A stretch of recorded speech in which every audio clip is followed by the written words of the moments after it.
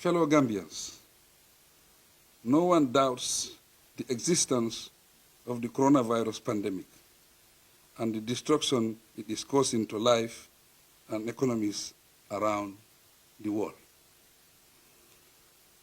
You will recall that on 3rd April 2020, in response to the declaration on the pandemic by the WHO, the National Assembly passed a resolution that extended for 45 days the state of public emergency, which I declared on the 26th March 2020 in accordance with Section 34(1)(a) of the 1997 Constitution.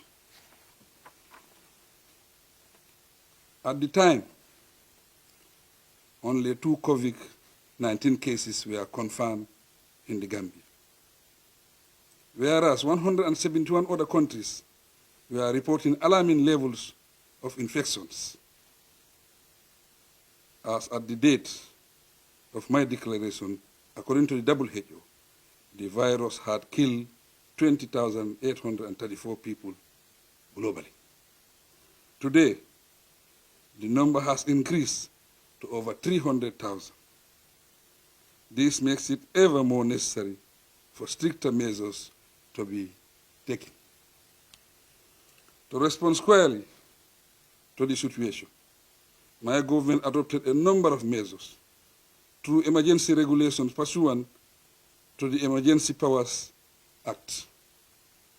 The objective for this line of action was to strengthen our efforts to break the chain of transmission of the virus in the country.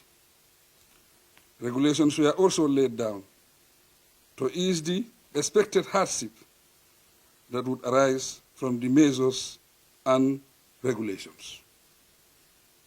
These included the Essential Commodities Emergency Powers Regulations, which seeks to protect the public from price hikes of essential commodities such as rice, sugar, flour, and cooking oil.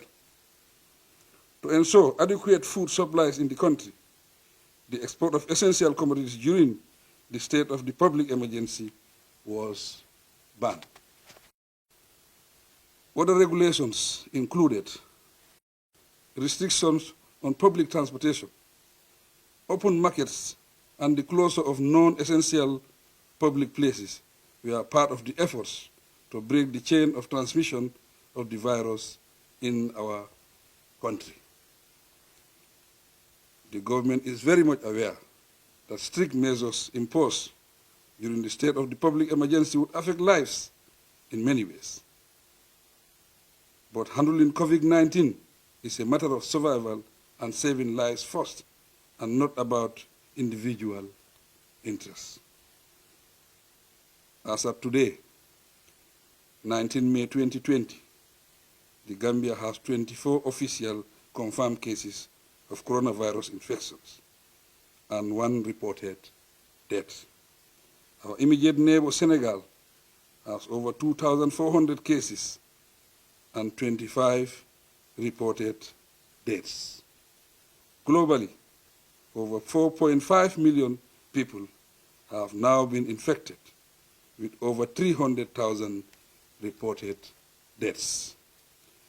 Based on their professional opinion, our health experts have predicted that if the right measures are not taken to successfully break the chain of transmission in the country, over 180,000 people will be infected in the Gambia.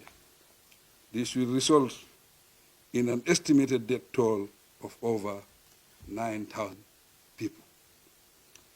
Guided by these alarming figures and the fact that the state of public emergency extended by the National Assembly expired yesterday, 18 May 2020, my government requested the National Assembly on the 16 May 2020 to extend their resolution by an order 45 days. The objective for this is to maintain, if not redouble, our efforts to combat COVID-19, which continues to pose a clear danger to our small country. Unfortunately, on the day the government's request for an extension was tabled, the National Assembly resolution failed to carry the votes required to extend the state of public emergency. 23 members of the National Assembly voted in favor of extension, while 25 members voted against it. Fellow Gambians, coronavirus knows no boundaries, and it has no respect for any person. It attacks, infects, and kills without regard to status, ethnicity, religion, political, or any other type of association. Without a state of public emergency, there will not be any emergency regulations. Without the emergency regulations, we cannot effectively fight against this deadly virus that threatens our lives and livelihoods. This is the time that we must all come together as a nation and put the interests of the country first and high above politics. This is about all of us as a people, bound by a common destiny. It is a period to show our political maturity as a democratic society capable of putting all narrow interests aside for the national interests. Fellow Gambians, the 1997 Constitution has empowered the National Assembly and provided it with the responsibility under these circumstances to support government's efforts to combat COVID-19 under Section 34(5) of the Constitution. We regret, however, our August Assembly has failed to act on its powers. As a result, my government and I owe it to the people of this country to protect them from this grave danger.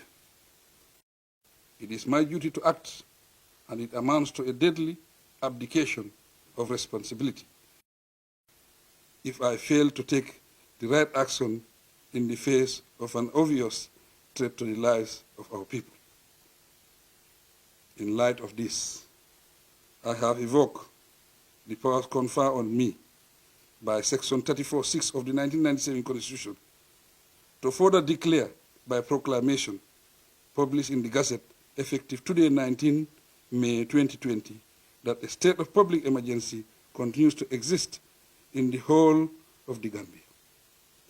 Since the National Assembly is no longer in session, the state of public emergency shall last for 21 days in accordance with Section 34(2) of the Constitution.